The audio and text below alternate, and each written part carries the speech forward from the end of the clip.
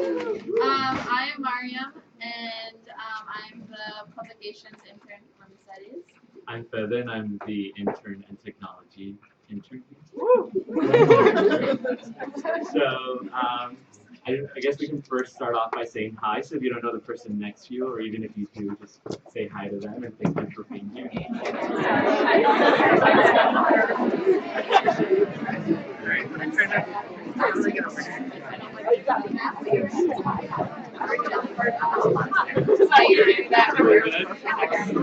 Okay, so we wanted to begin first by stating that we are an occupied land, as is the rest of Colgate. So this is Hadenunchani land, and we just want to take a moment of silence for that. And now we're gonna be passing around this clipboard if you want to be on the Women's Studies outreach email list. So we'll be passing it around, so please sign up for that. Another announcement is that at 4:30 today, our guest speaker will be having a presentation in Women's Studies called Surviving Love, Promoting Awareness and Prevention of Violence Against Indigenous Women. And dinner will be provided to the attendees, so please check that out. Oh, and so today, if you have to leave early for class or for any other reason, please just leave quietly and be reminded that we are having a presentation in the moment.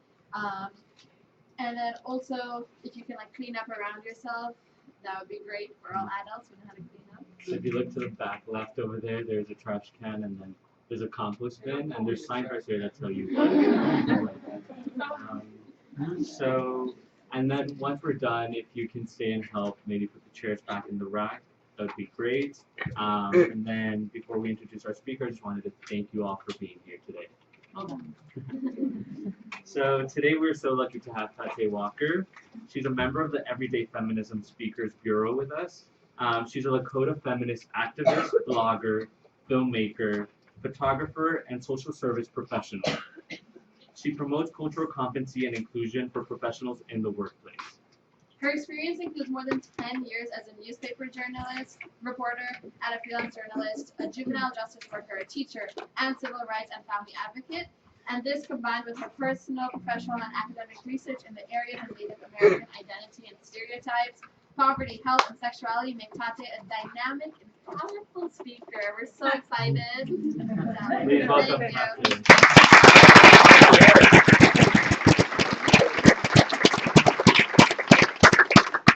It's always funny hearing your own intro that you wrote. That comes from someone else that I included with that intro. I appreciate being here. Really jazzed to see all y'all. I'm really in the corner. Apologize. Hopefully, I think this is being recorded, so yeah, we'll want to see what it looked like as I make the dumb jokes. Go back.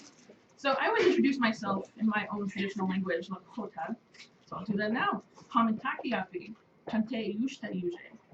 Nape chuje wapi, Taté jisla tatewi. Imantahan, wakpawashte usual. That is just basically saying what's up. No. A lot of words for that. But I greet you friends. Happy to be here. My name is Taté. There's a lot more words to Taté, but Taté is the Western people can do that one, so we're gonna go with that. And I'm from Cheyenne River in central South Dakota. It's a reservation in the middle of nowhere. If anyone's familiar with Standing Rock, which is currently in the news, we're one reservation below that. And so my tribe has been very much into what's happening in Standing Rock now with water protection. And if you come to tonight's presentation, we'll actually be talking a lot about how environmental violence impacts, especially Indigenous women. So I hope we come to that. But today, this morning, almost afternoon, we're going to be talking about truth. Now, I also want to, before I get started, recognize the Haudenosaunee area. This is the Oneida lands, and we are on occupied territory. And I hope if there's any Oneida in here, yay. But if not, hopefully y'all get outside sometime. I spent about 3 hours getting lost on the Chenango Canal thing yesterday. I was like, oh, just a short jaunt, and then a million mosquito bites later, I came back. It's all good. From Phoenix. I don't have a lot of mosquitoes in there. Anywho, as we get going here, I invite you all to tweet, Instagram, Facebook Live, snap the chats, whatever you got to do. This is all free use publication stuff. I'm actually going to give the Women's Studies Department here access to the presentation later, so if you do have to leave, it's going to be available to you. All about this information, it should be shared. All right, any questions so far? Excellent, keep going. So, I always like to give sort of the background of why I'm talking to you, what gives me the right to talk to you about certain subjects. With this, being Two-Spirit, as someone who identifies as Two-Spirit, something near and dear to my heart. Like any sexual orientation, gender identity, this is something that a lot of people come to eventually, and that's the same for me as well. When I was younger, we didn't have language like, oh, Two-Spirit, of course, great, you're native, so it's all beautiful. We're not some monolithic utopic society. There's lots of crap going on in native societies as well, wherein gender and identity and sexuality is not as open as, say, you would think it is. When I was youth, I was raised by my father, who is from Brooklyn, New York. He's totally Irish, so that's what you see here, essentially. This is my mother.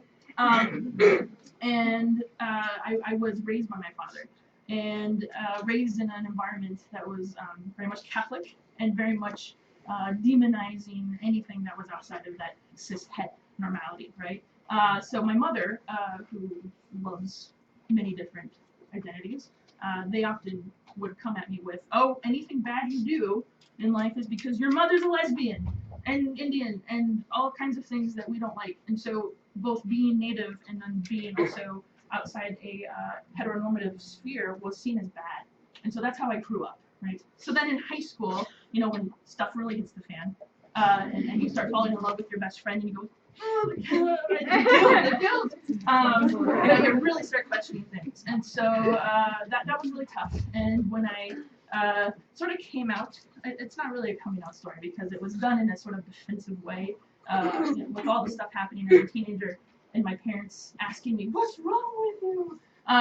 It seemed really like a go-to avenue, especially as being raised Catholic, to say, everything, I'm a lesbian, you know, and they did the whole, and then it was like, of course, that's why she's all screwed up, is because she's a lesbian.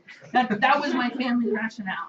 And so it was an easy escape in that sense, because then I could go into, you know, the therapeutic, you know, they psychological the gay out of you, and so I had to do those therapies.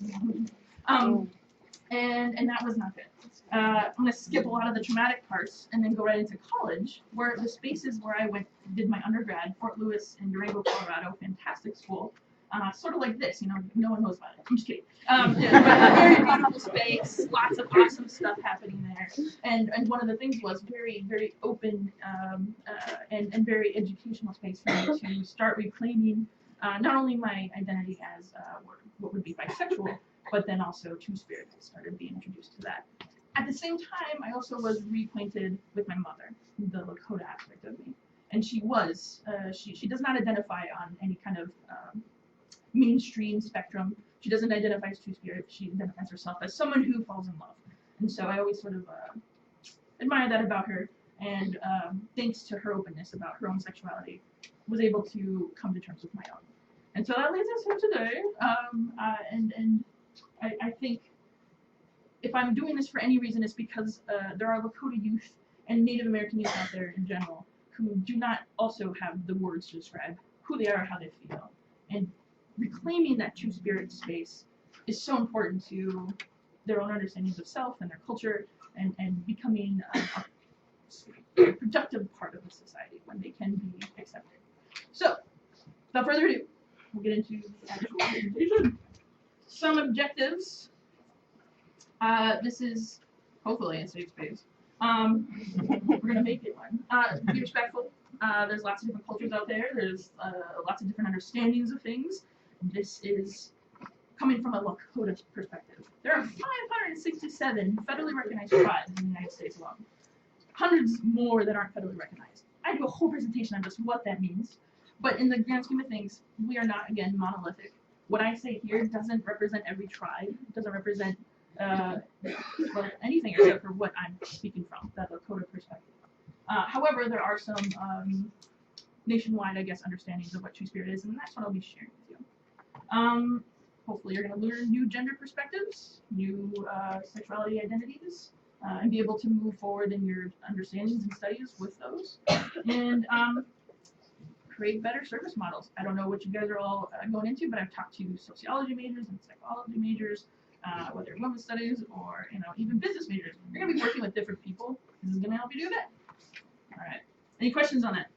If you are triggered by something, please feel free to get into a space that is safe for you. And I have ADHD. I will be. It's gonna hurt me hard, but I'll be fine. I get over it just fine. So yeah, just let me know if you need to. All right. So what is being true spirit? I think the biggest thing to keep in mind is we're not talking about a binary. This isn't 1 and 2. True spirit is from the Ojibwe term Nij. I think it's Manadwe. I'm not Ojibwe, so that's probably terrible. All the Ojibwe's watching this later will be like, ha, she's dumb. But the grand scheme of things, it translated into a Western framework of true spirit, essentially meaning that there is not one way to look at gender and sexuality, especially when it comes to Native communities. Because we are so all-encompassing and far-reaching in our understandings, true spirit was a way to reclaim the gender and sexuality that was very mainstream. Back in the 90s, LGBTQ, Q really wasn't on there at that time, but we were starting to come out, if you will, in mainstream. And there was no place for Native identities to participate in that. And so it also, so outside of, say, a normal or a mainstream LGBTQ understanding that just sort of deals with gender and sexuality, true spirit also, it's different because it encompasses the cultural component therein. So it's not just, I am true spirit, therefore I like other women, or I like other men, or whatever it might be. It's also saying, I have a specialized role within my society before I can even start claiming true spirit. So when I go back to my own understanding of what it meant to be true spirit, that was me saying, okay, I know I'm bisexual in that framework of LGBT, but I'm also, I know I'm also Native, and I'm reclaiming that space. And so what does it mean then, if I want to say true spirit, what do I have to do? And so you've got to go back to aunties and relatives and say, what did our tribe do as for true spirits? What was that role that we played? And so we'll talk about it a little bit later, but in my culture, I mean, they were healers, they were leaders, and that understanding that that we could not see, that's too like spiritual, fuzzy, but we had the ability to identify, I guess, with a masculine and feminine perspective. That being said, healers were often segregated by sex, biological sex. True spirits could play both those roles, meaning we could help more people, and that was seen as a very spiritual, powerful spiritual aspect. Any questions so far?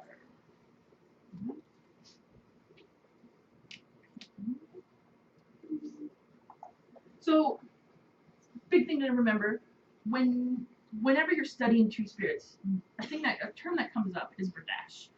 This is not accurate. This was something like my parents and grandparents would have called a native queer person, but it comes from a Spanish term from way back in the day when Spanish were colonizing the Southwest, and they saw different genders identified and respected within those cultures.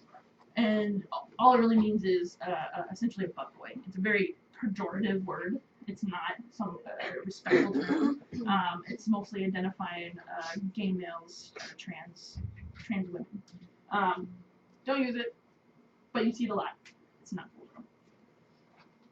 So, big thing when we're talking about what it is to be or claim true spirit is the idea or the importance of, if you're a non-native, it is not yours to claim. A lot of people like to occupy the space of two spirits, very much in the way they like to occupy the space of native nations. This is not cool. Thank you. Yes. Yes. This is huge. So, just to give you an idea of what we're working with here, we're less than 2% of the American population. In every socioeconomic demographic ever had, we fall so much lower than most people. Whether it's police killings, whether it's suicide, whether it's unemployment, whether it's violence against women, whatever it might be, we're on the low end of things. meaning that we're 2% of the population, but we have like 80%, right? We're high up on how it affects us, which is not cool. So just to put it in perspective, when you're talking about prison culture, in South Dakota, where I'm from, we've got less than like 8% of the population is Native. We're more than 70% of the prison population. That's not good. And so when we talk about two-spirits, or when we try to reclaim these identities, we have really no representation anywhere.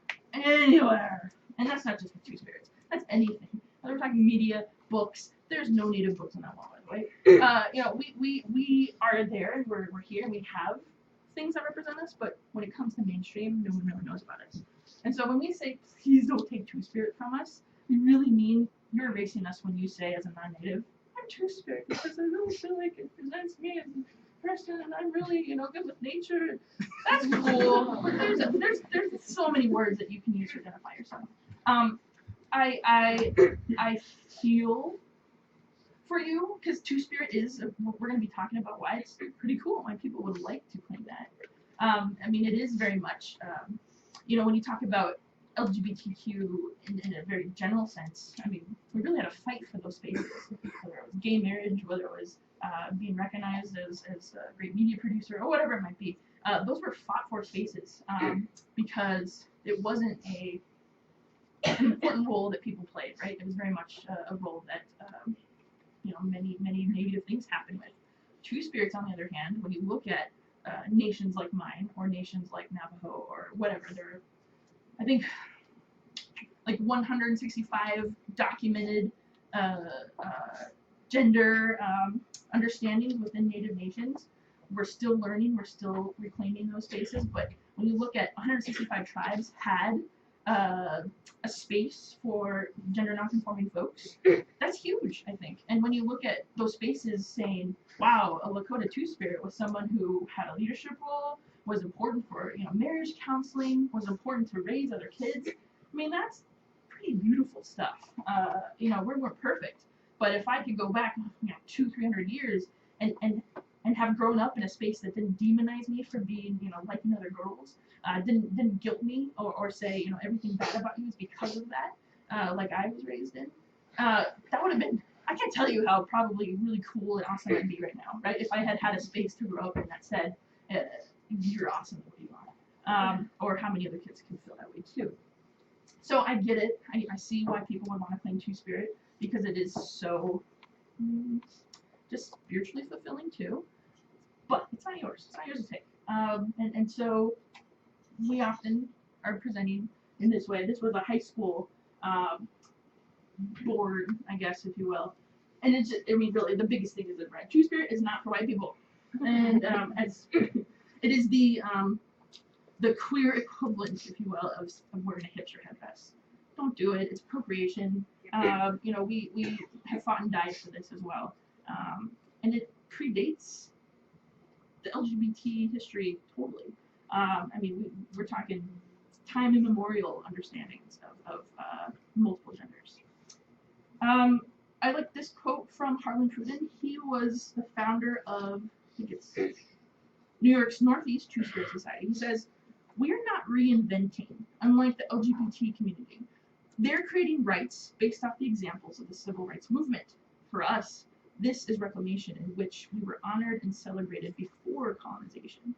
And I think that's a really great thing to understand with two-spirits, is that this has always been.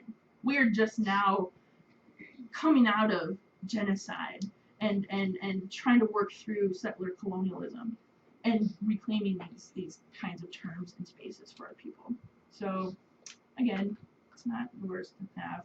I do like this conversation. This happens all the time. Oops. This happens all the time in online spaces, especially when we have someone like Katie Blitz, right? Who says, "I identify as two-spirit. I'm white European.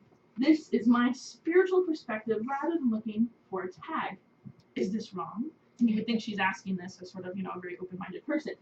Lauren Chiefeld, she's got 25,000 followers on Twitter. She's very much a strong voice advocate for Indigenous issues. She says, the poster, and she had posted that poster, by the way, clearly lays out that, yes, it is wrong. It's part of reclamation of identity for Native people and undoing colonial gender. Well, Katie Glitz comes back and says, "Thank you for your reply. We will have to agree to disagree." I use it, so I'm not bound by colonial gender forced on me. Lauren Cheat, though, comes back and says, "You're white, European. You are colonial gender." White people don't need to continue to colonize everything natives have and make.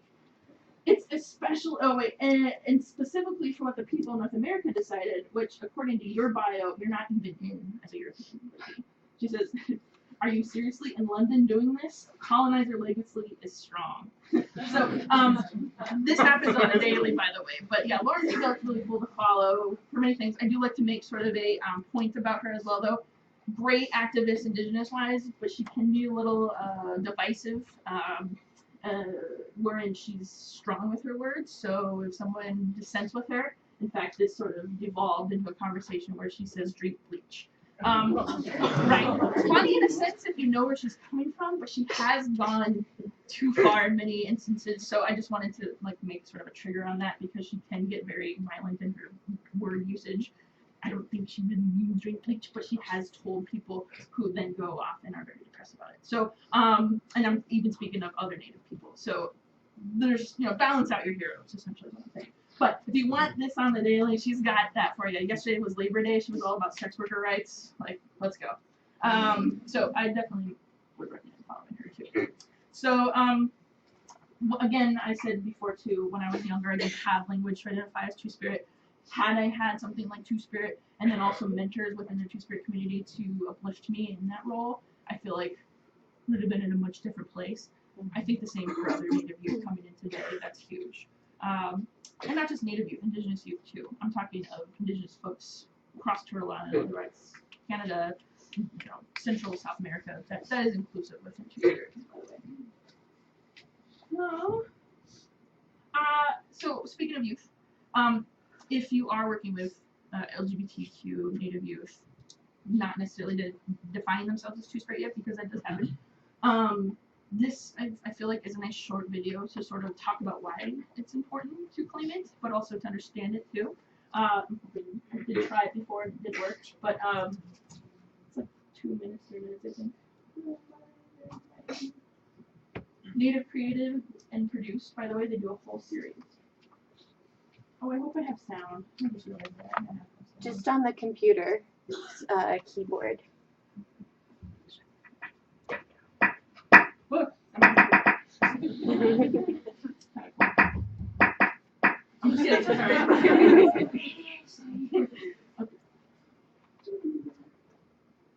Like, really, I don't just make that up.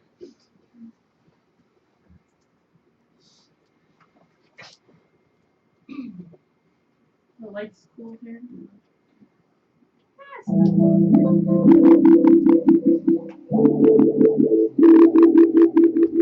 Gay and lesbian, bisexual, transgender, it feels like they're all boxes and categories that you have to fit into, and they can't change. When I learned about being Two-Spirit, it felt more natural to me. It felt I get acknowledged more than the surface of somebody's identity, and I feel like it encompasses also a way of carrying yourself in the world. What was working before colonization is this practice of passing on of stories that allowed for people to learn about each other, to appreciate each other, and to live in a way that everyone felt like they were safe and belonged. For me personally, I wasn't loud or proud. I was very subdued about it. I never really came out until I left to the city. But when I came back, I'm okay with myself. At one point, gay and lesbians were revered in the whole culture. It's just that the influence of Christianity really skewed that view of homosexuality. It's a sacredness. Growing up here in the Bay Area, I saw other LGBT kids, and I couldn't relate to them, or like I wanted to, but I didn't know how. But when I started going to Native boarding schools, and I saw Two-Spirits, and I was like, yeah, okay, I get it now. That's where I belong. That's my place. So I started to come out. I didn't know that I could be an athlete. I didn't know I could be an intellectual. I didn't know that I could embrace all the good things that I knew about me. So my confidence level, it started to peak.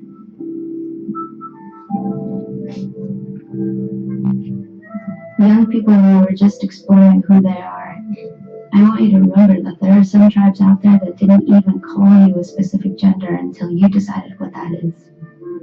I want you to know that you're empowered and that anything that you may go through, you can overcome.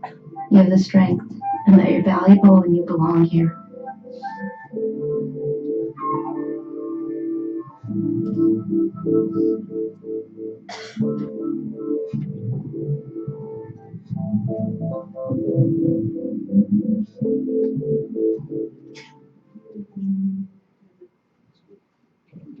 There's lots of different shows they have. For more information about Ingenuity and other ITDS programs, Beautiful little video. Again, just sort of, you belong, you should be here.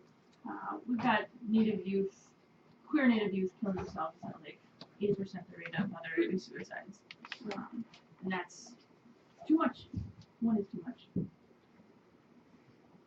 So when we talk about, I'm gonna breeze through this a little bit. I'm gonna assume that you all are at least a little familiar with terms like what the L in LGBT stands for, and all the other letters of the alphabet soup.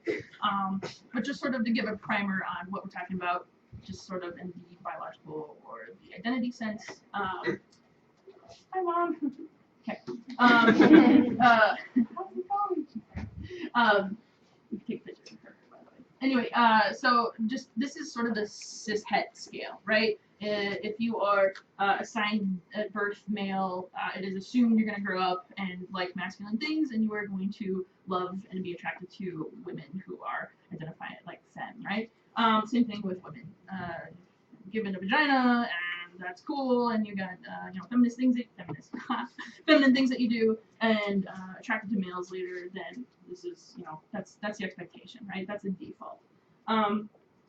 When it comes to two-spirit spectrum, and that word is sort of a little problematic in its own way, but that's what we have to work with right now.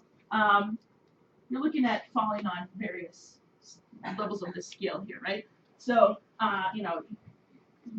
in the video, they mentioned Dene or Navajo culture. They have 5 genders that they recognize. And that's one of the ceremonies they do with their youth, is when a gender is sort of developed and then embraced by that person, right, that individual, there's sort of a, for lack of a better term, coming out ceremony for them, whether they're 3 or 10 or 18.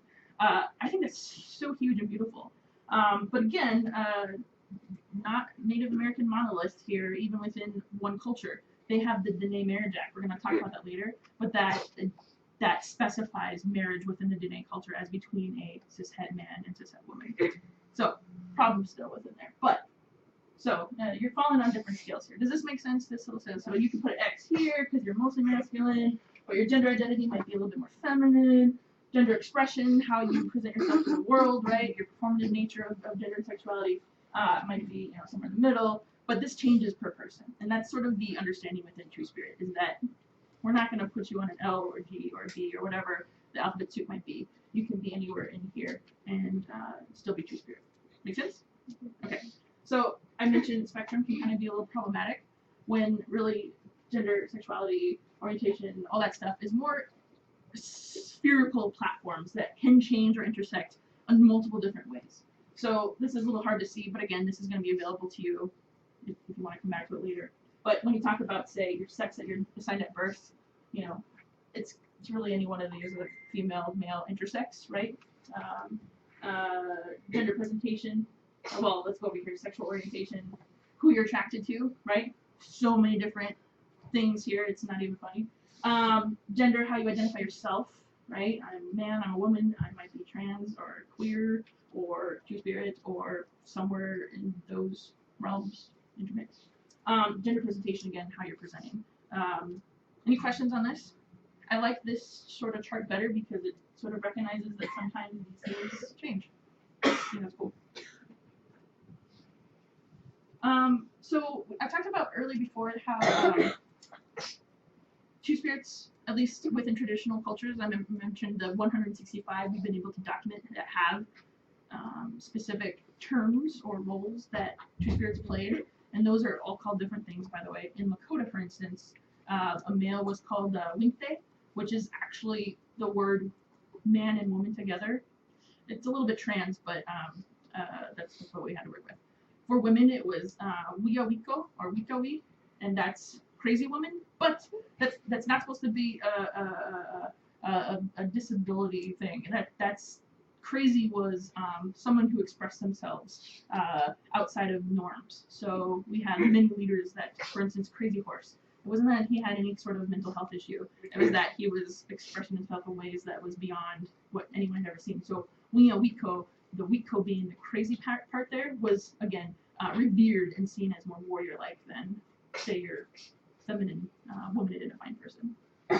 So specialized work roles, I mentioned sort of the leadership role they take or the counseling role they took, often were the ones expected, entrusted to raise your youth. Often had same-sex relations. There are lots of documentations of, say, like Apache tribes where they have pictures of leaders who had people they married that were on several different gender spectrums. I think that's pretty cool. So this was seen all over the place. I just give a little example here, but again, 165 different terms exist for Two-Spirit and within different tribes. I do have my notes, and I'll send that to Allie, and you guys can look at those. They're really cool. Again, we're working off translating from a Western standpoint. So when you see something like Winkte being man, woman, some people might be like, oh, that's so binary. How can you say it's queer? But don't get wrapped up in colonial language. These are often beyond description for what white folks can usually wrap their heads around. So like my name Taté, Jishla Taté, I get the what did you just say your name was? You know, very much othering myself. Okay, just call me Taté. And then they're still like, oh my gosh, I can't do that. Just call yourself Katie. Try working in Western journalism and then say, no, we can't put an accent on your name. That's fun times. Anyway, the point being though, we're working within a Western framework of understanding language. So try not to get too stuck on, wow, they only call themselves women, men. Geez, they must have been really, that's not really safe space for queer. It was. It's just that's what we have to work with to define it.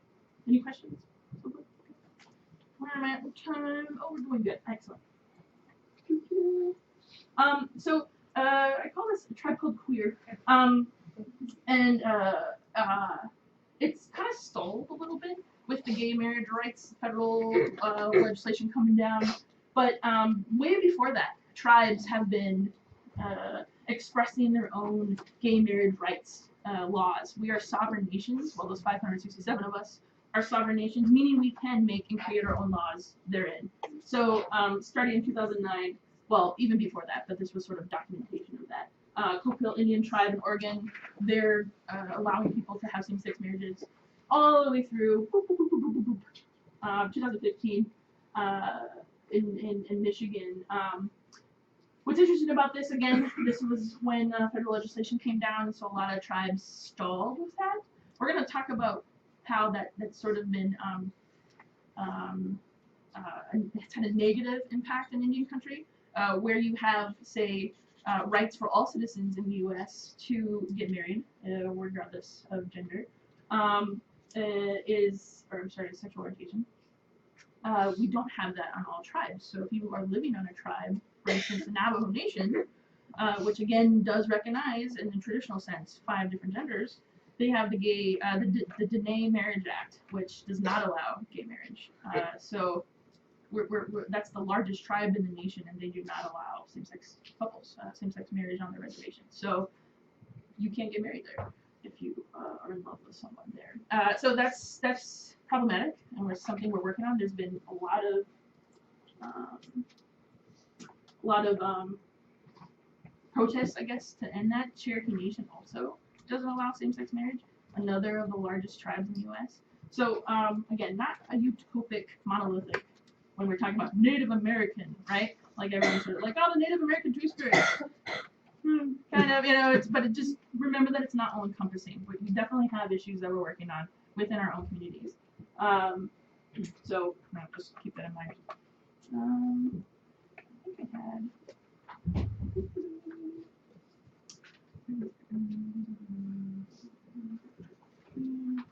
Oh, so that's kind of cool. So even despite some of these things we're still fighting, we are getting much better nationwide anyway within Two-Spirit movements. We have Indian Health Service, which is our health providers throughout Indian country. So on reservations, we have our own federally run health clinics and centers. But there you will find actually space for not just multi-genders, but multi-sex. So I have been in clinics where it'll say, male, female, intersex. Yay. How do you identify, on the gender spectrum, how do you identify sexual orientation? And that's really, really cool, again, to be seen, right? I mean, that allows legitimacy within your own self, especially with your healthcare provider. Not saying all healthcare providers are awesome, but at least their systems that they operate in are being more inclusive. So that's huge. This is a trailer. Two Spirits came out in 2009, and when I was working with the ACLU of South Dakota, this is something we showed them. It's a great film. Has anyone seen it here? I would recommend it. It's free. You can actually order it online as long as you pay shipping. It can come to your classes. Really great look at specifically what's been happening within Two-Spirit movements, but also from the perspective of a mother who lost her son in a hate crime in the Southwest. Let's see. I don't think I'm gonna. Hold on. Yeah, we'll try. It's not very long. I don't think that was a problem.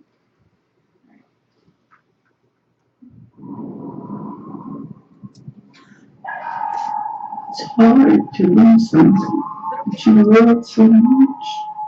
Fred's birth life is so interesting because he had a high degree of self-acceptance about who he was. Didn't want a label. Wanted to wake up in the morning and say, who am I going to be today?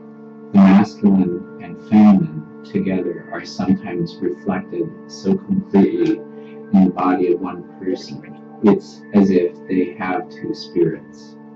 Half on, half on, we call lucky. Because I'm so cool, I'm lucky.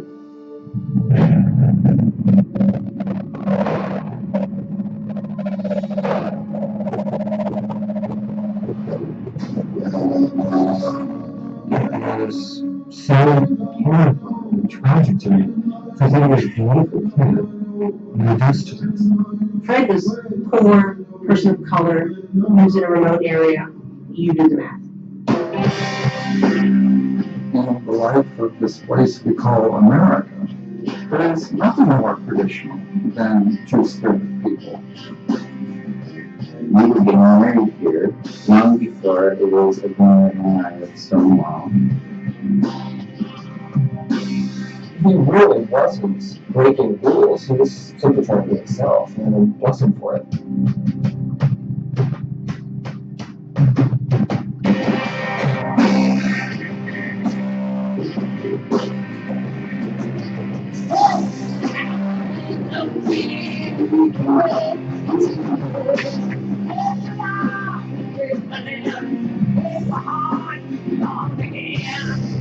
The place where two discriminations meet is a dangerous place to live.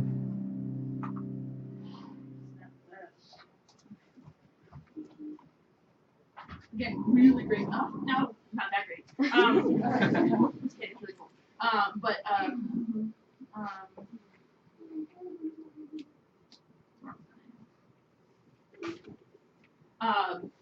Excellent movie to share, even with youth. Like you mentioned, sadly he was murdered, and not just for being Native, which many people are murdered for anyway, but for being gay.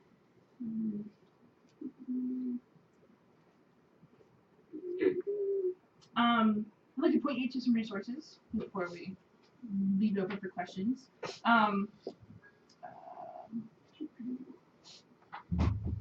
the first thing I have on there is Native Peoples Magazine, and that's sort of a plug for my own work. I'm editor of Native Peoples Magazine, which is also by the way. I'm going to leave you with these after I use them tonight as well. But Native Peoples, which started 30 years ago as sort of a place for white people to learn about the Indian art that we're going to put on the walls, has now, thankfully, I hope, changed into a place where we're actually talking about Indigenous issues.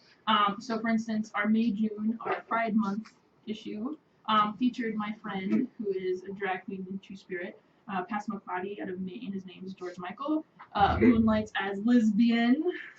Loved it. Anyway, was our cover model, and we had a fight for that for sure. But I will tell you, the world did not end, and our advertisers still made money, and it's great stuff.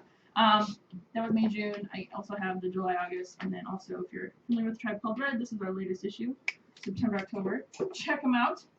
Which I love Tribe Called Red. So this is DJ Indian, and he has the they them hat on. Love it. So we're moving into an era where Indigenous news is now important. Again, we'll be talking a little bit more about that tonight with Standing Rock issues, violence against women. But also wanted to mention this is a really cool book that just came out. We reviewed it in the magazine. An autobiography of a lesbian with a pre-elder. Love it. This older elder lady. She was on CBC News. They were asking her about her book, and she was just like, "Well, people said that they wanted to read what I went through. I don't know why they wanted to read it, but they said it was good." So but she's talking about how she sort of has moved through the decades as someone who identifies Two-Spirit lesbian, and it's very powerful stuff to look at from someone who was raised traditionally, who knew within her own community that she had power and agency, and then moved into, say, a non-native spaces and did not have that power and agency anymore, and what that was like. And so, for me, it was opposite. I was not raised in an era where I had that agency and power as a Two-Spirit woman. And so, it's great stuff. Excellent for your classes, I think. Also to have here, maybe on your wall. Yes. This is cool. So it's a web series. It's not really a movie, but I put it in here anyway. Her story. It's actually by a trans Dene woman by the name of Sydney Freeland. Sorry. She's done a lot of cool movies. So Drunktown's Finest came out a couple years ago. She directed that. But this web series is getting awards, critical acclaim. It's about trans and queer folks living and doing stuff. I mean, we do that too. Funnily enough. They have jobs and stuff. Anyway, but that's really cool. It's a web series, like I said. You can get a lot of it just free on YouTube, which is really cool. But obviously check that out. Have some movie nights here or something because it's new and it's going to be winning some awards. I think it's probably going to be made into one of those Netflix series or something. I'm not sure, but great stuff. Sydney Freeland just does some cool stuff for Indian country in terms of media representation. Has done cool little flicks. There's a cool one called Hoverboard, which she takes a little girl. There's no talking in it really, but the little girl just wants to make a hoverboard from the Back to the Future movies, and she does it with piece of trash cardboard, skateboard. It's really cute stuff. So all from that to her story web series, you'll find a lot of stuff from Sydney Freeland that's just cool for different things.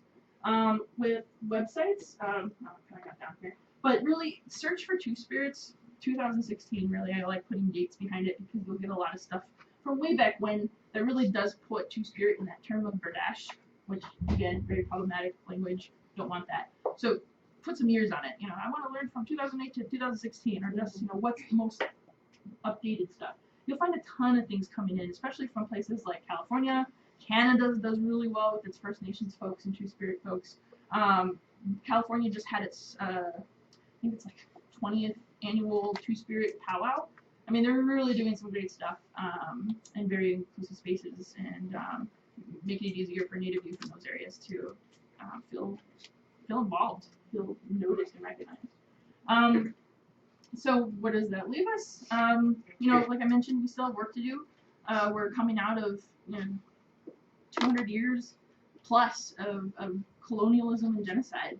And that means reclaiming not just land or rights, sovereign rights, but also identities like Two-Spirit. And so keep it in mind when you're working with natives. If they claim they're gay, don't be like, oh, you're two-spirit.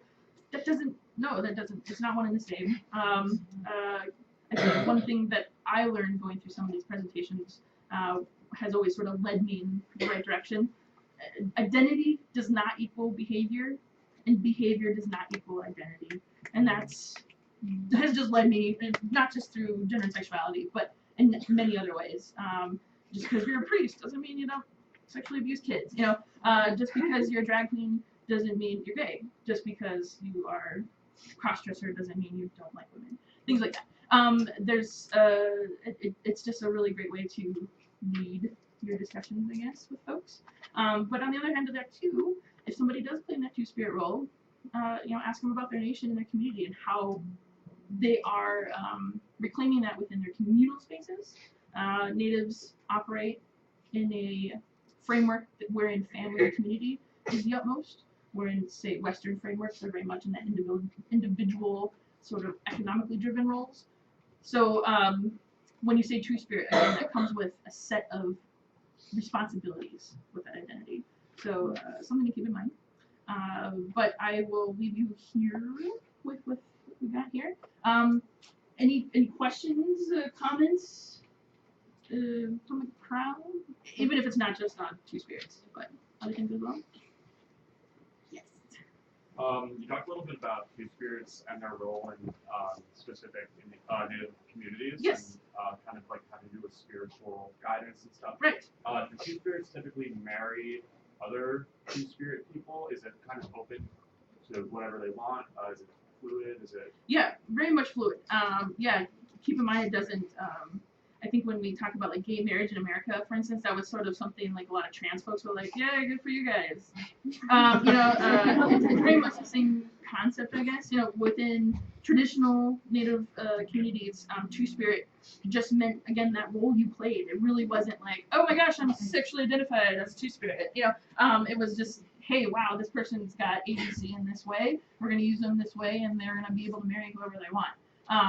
The person they married was not necessarily two spirit, right? I mentioned before, a lot of leaders, especially in Southwest tribes, had many, say, wives or husbands, and many of them were often included within that two spirit. Again, because of that spiritual power that they held. It was seen as, sort of an uplift in your own standing when you were associated with two spirit. So, good question. Anybody else? Yes, I do have Star Wars on my dress. Yeah, we're all about taking down the Empire. Do you know why, like, the particular story that was featured in the trailer for the Two Spirit was chosen as, like, the story for that movie? So that was, 2009, we were just talking about, no, not Freddie. Tell me about Wyoming. Tell me out, guys. Shepard, yes, Matthew Shepard. So Matthew Shepard was getting a lot of groundwork within legislation, like a lot of nationwide laws were being passed in terms of like inclusion and policies to protect folks who identified differently. And so with that though, we often missed, Native folks who identified maybe not necessarily as gay or trans, lesbian, whatever, but who operated on a different method of understanding, right? And so weren't then included in these new protection laws. And so when Freddie's death happened, it was not new in Native communities, first of all, but when you talk about white media, it was, especially because within 2009 was sort of the, from 2008, really, I guess, we're talking about Facebook becoming really, really big. And so social media was a big catalyst for getting that story out.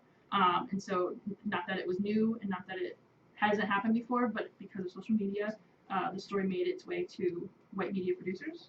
And so that's why we chose that one, really. I mean, also it's important, but, that in a logical, realistic sense, it was because social media put it out in front of white spaces. Does that make sense? Yes! So, I guess, like, I don't know, why do you think, sort of different gender identity and sexualities have just historically been so much more a part of or accepted by Native culture compared to, like, European ones and such? Like, would you say that's a product of religion? And maybe not being okay with see things in general, or something else? As a native, my response to that is, why was it that Western civilizations didn't accept those? You know, I can't really speak to. I mean, why not? You know, like why wouldn't we? I mean, especially when you think of the important role that they were given. You know, everyone kind of hears of the word shaman or medicine man, right? And you kind of in your head, as a in a Western framework, can say, oh, medicinal person, right? Whether that was healing physically or healing mentally, or emotionally, or physically, spiritually. With Two-Spirit, I mean, that takes the role of medicine person to a greater degree, because now you've got somebody who isn't just I guess specific to, like, if I'm a male medicine man, I can only then do medicine with males, right? If I'm a female medicine woman, I can only therefore heal other women. Two-Spirit, I gotcha, man. Come to me. And so my role, for instance, with being Two-Spirit has been a lot of learning medicinal plants, learning how best to counsel within Lakota traditional laws and understandings. And not just within a spiritual setting. I identify as humanist, which is often atheist, but I do think there's a big difference between spirituality and religion.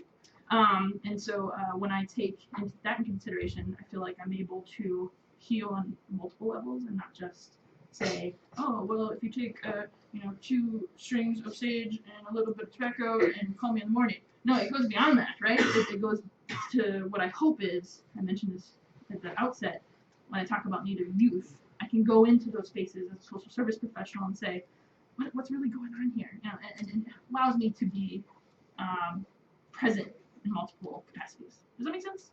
Okay. But I know I didn't really answer your question. Why do white people have such a fucked up understanding of sexual identities? I'm not sure. I mean, I was raised Catholic, and that was very much, I can't get wider than that. And my father was from Brooklyn, New York. Toxic masculinity 101. If you're watching this, Dad, I love you. No, but seriously, I mean, this is he was a Vietnam warrior. He was born in the 40s. I mean, that we're just, I think, trying to come back from that. I guess. I mean, we're trying to be more human together, and I think let's start from there versus like, well, we used to do it this way, so it should always be done that way, right? One thing I like to mention about Native communities is our language, right? We talked a little bit about how we frame our ideas, even identities, within a Western framework of language. My culture, Lakota, never had a written language. In fact, when we, like my name, Taté, if you try to write that, you're gonna find like 80 different examples of how that's spelled. And a big reason for that was we understood, sort of innately, inherently, that when you write things down, there's at least very little room to understand it in multiple ways, right? The Bible says this, right? That's led us to a lot of different problems, especially when you talk about gender and sexuality. So we didn't have that. There was always room for evolution within ideas, and I think that's pretty awesome. Of course, again, we're operating off of 150 years within just my Lakota culture of colonization and genocide, so we do have many ideas. As an example, this last year we had the trans bill on the books in South Dakota. Because they're dangerous and stuff in bathrooms. Despite having no evidence that any violence has occurred in bathrooms by trans folks, South Dakota felt the need to put one on the books. We defeated it, yay, but it took a lot of effort in Indian country too. We were working with elders who, because of boarding school traumas and assimilation policies that have been going on since the late 1800s and up through the 80s, right? We were talking about folks who did believe, like my father, or other Catholics or Episcopalians or other traditionally Christian viewpoints, that to be other cishet meant you were bad or sinful or wrong and therefore needed a law. And so it took a lot of us working with even just Native elders and saying, let's get back, to our traditional understandings. That was hard work, and not that we won over everybody, but it was defeated, yay. But that's not to say it won't come back. So, don't go Yeah. Question. Christina, right? Yeah. You talk about like the move within like Native communities to like reclaim and like the more empowering views about gender and sexuality. Yes. I wonder, like, I think something we don't hear about is how did that within communities themselves, like how did that conversation start? Like, who were the people that made that possible? Yeah. You know, especially when I think of the generations of two-spirit people and women that faced all the homophobia that came from Christianity. Like, who were the pathbreakers that made that possible? Transformations. Right. So I had a slide in there about where the term two-spirit came from. In the 1990s, like I think it was 1990, in Canada, they had a big meeting. All the gay people who are Native went there. I'm just kidding, not everyone. But they did have a really big like group hug, and they were like, oh man, we really need a way to identify ourselves in ways that speak to us culturally, traditionally, and also within our own gender and sexuality identities. And so they took an Ojibwe word, which I totally just did not do really well with when I said it to you. But it's N-I-I-Z-H. Try to do that, please. And then M-A-N-I-D-O-O-W-A-G. So Nishi Maniduag, something really cool. I just want to say that Lakota were enemies of Ojibwe, and this is one of the reasons why. I'm just kidding. But they have lots of vowels. Anyway, but that was like I think if you translate that, like two-spirit is what came out of that. And again, it did not mean anything in the binary sense. It wasn't like, oh, there's only one and then there's two spirits and that's it. It was just a nice way that could encompass those different beliefs that came together within that meeting. And then from there, it just snowballed. I do know of actually many natives who don't like two-spirit because it sounds way too binary. You know, I use, when we, like our hashtagging stuff, but like even my presentation, anyway, whatever. So my presentation has the number 2, right? And then 2 spirits underneath it. That's just so you can get in your head and remember what it's called. We're good with numbers. Anyway, but it does not mean binary. Still, a valuable and valid criticism, even within Native communities, is 2-spirit is too binary. 2 isn't T-O-O, too binary. And so, like, we get that. But back in the 90s, in fact, my notes here say 1990, there was a big meeting in Winnipeg, it says. So, yeah, that's really when. But I remember, so I'm a 1983 baby, I remember having multiple cookouts and had aunties that I would find out many, many years later were trans. Or trans aunties. But I mean, that's not how you saw that, right? They were just doing women's work that they wanted to do. And that was fine. You grew up knowing they were your aunties. Like I said, only later was like, no, that's totally fine, right? But you know, you come to terms in your own head because we're all Western in that sense. But I mean, when I think back on that moment, it was very, those moments were very important, right? And especially as I reclaimed two-spirit, because I was seeing my culture embrace multiple identities, right? And multiple ways of doing things. We might not have called it two-spirit back then. We might not have called it Weekday. And many in my community do use Weekday as a pejorative. But when in the grand scheme of things, they were accepted, and so I'm proud of that. Good questions, by the way. I really appreciate them. I'm also again on Twitter. I'm on Facebook. I'm on Snapchat. We don't do a whole lot with it. If you have any questions beyond what you've done here, or you're doing a paper later, or whatever, again, this is going to be available to you. Talk to Allie, and I hope you learned something. So, thank you.